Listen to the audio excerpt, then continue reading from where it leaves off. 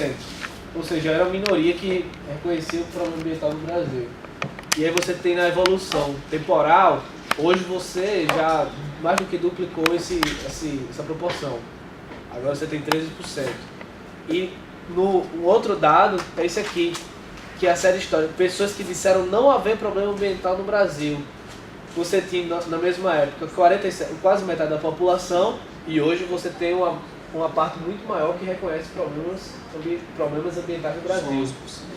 11%, vamos dizer assim, diz que hoje não tem. Seria as pessoas que disseram não haver problemas. Hoje é uma minoria que reconhece que não tem problema. Isso é pro bem ou pro mal? A gente não sabe se essa mudança aqui ela aconteceu porque a mídia começou a falar de aquecimento global, você tem catástrofe, você tem desabamento de casas, você tem tsunami, você tem tudo isso que de repente mostra para a pessoa que não tem como a gente dizer que não há problema, tem problema sim. E aí, esse dado aqui eu vou explicar melhor depois, que ele bota aqui a série histórica também, e aí você tem múltiplas respostas. Quais eram os principais problemas do Brasil? Para a gente observar onde é que está o meio ambiente nesse debate, que ele está aqui. Aqui eu explico melhor. O meio ambiente ele apareceu no ranking no 11º lugar, junto, por exemplo, em 97 com a dívida externa, que as pessoas falavam que era um problema. Outro problema era a ética, que estava junto. Aí o meio ambiente apareceu sozinho, na 11ª posição também, em 2006. E em 2012 você pula para a 6ª posição. Ou seja, está ganhando espaço, o debate ambiental. Aí eu tirei algumas coisas interessantes, por exemplo, falta de fé. As pessoas disseram que um dos problemas era a falta de fé. É interessante você observar aqui isso como um problema, né? Você tem uma variação meio que constante aqui, falta de fé. Eu não entendi exatamente o que seria a falta de fé. E aí você tem também a questão política. Você tem um aumento também de que a questão política também é um problema. É interessante por quê? Porque a minha concepção é que meio ambiente é um problema político. A gente falou aqui de normas, de leis, de processos, de lobbies. Então é como se estivessem agora parecidos, agora está entrando no debate. A questão política está ganhando espaço. E aí tem um dado interessante, que é esse aqui. Esse aqui significa chegar para as pessoas e falar assim, quais são os problemas ambientais da sua cidade. E aí você falava vários. E aqui o lixo apareceu como o que foi o mais citado. Mas só que lixo não é causa, na minha concepção, lixo é efeito. E aqui, mas não é só que nessa pesquisa apareceu também a causa, que na minha concepção está aqui. É o problema de governança. Governança, eu mandei um e-mail para o grupo da pesquisa, porque eles pedem aqui, foram várias respostas, menos de 1%, eles englobaram nisso aí, chamando de governança. Eles não me responderam, mas atualmente governança é como se fossem relações políticas. Você trabalhar legislativo, executivo, população, participação. Então aqui para mim é a causa do problema ambiental. E aqui é efeito. E é interessante que apareceu isso aqui. E o lixo aqui está majoritariamente com a importância. Por quê? A minha hipótese é que o lixo você vê. Mas a governança aí, desculpa interromper, mas não é governo, né? Não é governo. São relações, né? Relações políticas. Não, o conceito de governança, que atualmente hoje se trabalha, é que são relações. Sim, né? na teoria da esfera pública. Isso são as instituições e essa relação.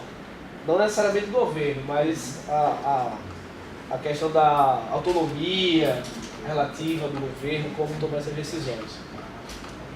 E acho que o aumento do lixo apareceu muito forte agora, porque no Brasil a gente teve em 2010 a aprovação da Política Nacional, ou seja, é recente. Até 2010, a única política nacional que trabalhava a questão dos resíduos era a Política Nacional de Saneamento Básico, que trabalha indiretamente os resíduos. Em 2010 foram 20 anos de debate. 5 minutos, legal. Ou seja, tem todo um contexto político que coloca em tona a questão dos resíduos. Além que os resíduos, quando você tem um problema de resíduos, ele fica à mostra. Ou seja, a gente teve protestos aqui em Natal por falta de coleta de lixo, problemas das empresas, que as comunidades fecharam ruas e queimaram lixo na rua para mostrar que não estavam sendo coletados. Foi Mãe Luísa.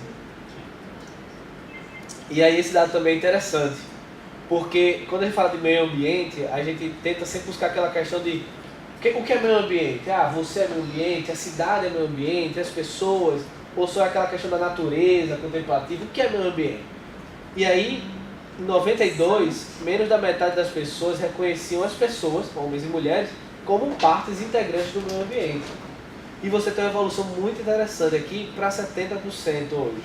Ou seja, mais pessoas se reconhecem como parte do meio ambiente. E uma parte interessante também são a questão das cidades. Porque quando a gente trabalha em cidades, é como se fosse um ente neutro, um palco, que não é. A cidade ela também constitui essa dinâmica. E aí você tem uma evolução muito interessante também, de 22% para 62% também. As pessoas reconhecendo o meio ambiente como essa questão mais multidisciplinar, integrada. E aí eu que trabalho com política e participação, olha esse dado com certa cautela, que é a disposição para ações e resoluções de problema. Ou seja, quando perguntava às pessoas o que é que você está disposto a fazer, até onde você vai. E aí você tinha assinar um abaixo-assinado, que é uma medida super simples, que é, você não tem que sair, o custo é muito baixo. A maioria, a parte maior realmente se predispõe a isso aí. Participar de reuniões com outros moradores, aí você tem uma evolução também disso aqui. E participar de mutirões, grupos de trabalho de comunidade, você também tem uma evolução. Ou seja, você tem uma evolução, pelo menos no discurso, de uma responsabilidade social em relação aos problemas ambientais. Eu acho que eu não botei o dado aqui, que era exatamente as pessoas que falavam assim, quem é responsável pelos problemas ambientais? E aí colocaram, em primeiro lugar, quem vocês acham que era? Que a população disse que era o responsável? Governo. Saiu o governo. Quem é responsável? Governo. Depois, eu. Esse foi o dado.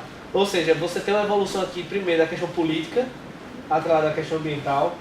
Você tem uma evolução aqui, provavelmente, da consciência cidadã. Agora, não tem estudos práticos. Ou seja, isso aqui é no discurso. O discurso é muito fácil. Onde é que a gente pode medir isso aqui? Conselhos públicos, fóruns, qual é a participação, qual é a manutenção das pessoas nesses conselhos. E aí, depois de tudo isso, esse é o último slide, o que pensar sobre esses dados? Esse é um pouco o desenho do Brasil hoje. Eles são positivos ou são negativos? Eles estão baixos? Eu acho que todo mundo acha baixo, porque todo mundo queria mais, é óbvio, né? Mas eu vejo como positivo, porque a evolução, você olha o padrão de evolução. Lentos, são lentos. Política pública, a gente sabe que é um processo lento, que a gente chama até de gradual, é como se fossem pequenos passos, dá 2 para frente, 1 para trás, aí dá 2 para frente, 1 para trás, e assim a gente vai andando, ou seja, é lento. Trabalho de base, ou seja, comunidade, educação principalmente. Agora as mudanças são resultados internos ou são externos? Esse é um questionamento também. É uma tendência? Aparentemente, a gente vai observando. E o quanto o discurso é capaz de mudar ações concretas, aquilo que você está falando. E aí, mas a ação? Qual é a ação? Isso, as pessoas estão produzindo menos lixo? As pessoas estão mais engajadas? Qual é só o discurso? E tudo se resume à política pública, é uma pergunta. Foi isso aí. Para os questionamentos sobre o trabalho dele, eu queria só uma consideração, parabenizar Pedro, é um trabalho inicial, deve ser. Eu diria. Não, isso é fazer um trabalho paralelo. A minha dissertação é em relação a redes Esse é um sociais. trabalho que você faz com o Fábio, ou não? É do CEMAPA, Sim, é do grupo. Do grupo. Isso é um artigo. Muito bem. Bom, se ninguém tem condições... Só uma consideração, e aí volto só para reforçar um pouco aquela minha ideia, né? Em momento algum apareceu a responsabilidade das empresas. É que essa coisa que eu questiono assim. Inclusive, de eu- forma- Tinha um. É, Deixa eu ver aqui o negócio. elas conseguem retirar sua responsabilidade Vou te mostrar um econômica, negócio. política e social da questão de resíduo, enfim, das desigualdades sociais, da má distribuição de renda. Eu acho que tua fala assim, foi importante, porque lendo um pouco dentro da sociologia de desenvolvimento, a gente tem uma perspectiva de Arrighi que diz assim, no momento que você tem um modo de regulação em que a empresa é uma protagonista, mas ela é protagonista dentro de uma agenda. Na ambiental, ela não é protagonista quando ela fere o meio ambiente. Ela é protagonista nesse aspecto quando ela tenta regular, fazer parte realmente da governança. Aí você tem esse discurso, né? Que é um discurso muito correto. Mas aí foi para você, viu, Pedro? Eu vou mostrar um dado aqui interessante. Deixa eu ver se esse slide aqui. Não é esse aqui. 2 horas. Tudo bem. Eu tava procurando aqui um dado que é muito interessante, que é o do Third Watch Institute. Que ele faz uma avaliação do PIB da geração de resíduos nos Estados Unidos por grandes grupos. Aí ele dividiu em entulho, que é seguinte, construção civil, cidades, resíduos urbanos e industrial. Qual que você acha que foi a porcentagem, fechando 100% disso aí? Sabe qual foi? Pode ser urbano também. Sabe quanto foi? Não, o urbano que ele chama é de domiciliar. Sabe qual foi a proporção? 3% foi cidade, 3%, 70% foi industrial. E o resto, 20 e poucos, foi entulho, construção civil. Significa o que esse dado? Se todo mundo na cidade virar sustentável, a gente tem 70% ainda para andar, entendeu? No, espera. No, discrepo. Sim. Discrepo. A ver, es lo primero, ¿eh? A ver, es cierto que el residuo sólido es entre el 20 y máximo el 30%. Por tanto, estamos focalizando solo en el 20-30% del problema. Esto yo creo que es incuestionable. Tenemos que ser conscientes, pero por eso yo insistía, ¿no? Que hablar de la gestión de los residuos es solo el camino, ¿no? Que lleva a algo. Entonces aquí es donde entra toda la discusión del cambio de los procesos productivos, que claro, en 1992 ya lo decía Midos, ¿no? Vamos a introducir las tecnologías limpias, etcétera, etcétera. Hubo una serie de empresas que lo hicieron, pero se ha acabado, ¿no? Es decir, entrar en la dinámica de la innovación sustentable ha quedado muy parado. En parte, supongo, es decir, los primeros momentos se hizo por la novedad y por el miedo, ¿no? Y como que el sector público y como que los parlamentos no están cambiando las leyes, pues las empresas están viendo que no hace falta innovar en la línea de las tecnologías limpias. Isso aí que você falou que eu achei interessante, porque o Brasil, a política nacional, ela colocou um desafio que é enorme, que chama, se não me engano, é corresponsabilidade, responsabilidade coletiva, que significa o quê? Significa o quê? E a questão isso atrelada ao princípio do poluidor pagador. Significa o quê? Trazer as indústrias para arcar com o custo dos resíduos que elas geram. Só que isso aí... Logística reversa. A lógica reversa, exatamente. Só que isso aí eu fui ver nos Estados Unidos como é que funciona a Coca-Cola. Significaria o quê? A Coca-Cola é responsável pelas latas e pelo resíduo que ela gera. Ou seja, teoricamente seria assim, eu termino de usar minha Coca-Cola, eu vou deixar no depósito não dos resíduos da minha cidade, mas da Coca-Cola. E ela vai pagar a prefeitura, entendeu? Por esse montante para levar para terra. Mas aí o que ela faz? Ela faz um cenário de quanto que está gerando, com base na produção que ela faz, e ela passa para a prefeitura o dinheiro. Ela diz assim, ó, leva, continua catando aí, e eu pago a prefeitura o dinheiro. E aí, essa é a relação real. Mas não é essa a relação proposta, porque a proposta é trazer a indústria para arcar, vai ter que mudar a logística interna. Porque é propriedade dela, aquela embalagem que ela produziu. Não é da prefeitura, entendeu? Exatamente. Como é que... pagando serviço de gestão. Isso, acaba fazendo isso, entendeu? É um custo aumento para a empresa. Agora, esse é um problema, porque o meio ambiente hoje, na economia, é externalidade. Acaba pagando o preço da gestão. Pode ser um custo, pode ser uma grande Pero vantagem para nadie paga. Quando você fala de imagem, né? De imagem, Nadie ISO, paga de el ISO precio e del tal, aí impacto. realmente. Sí, que ¿Qué? genera la gestión.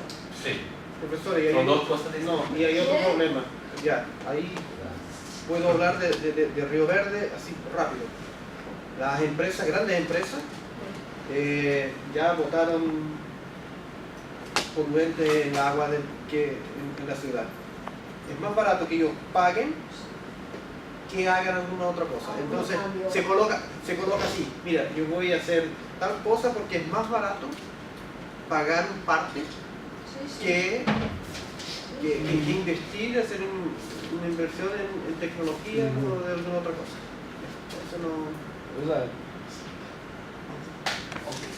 Pessoal, eu declaro encerrada essa sessão.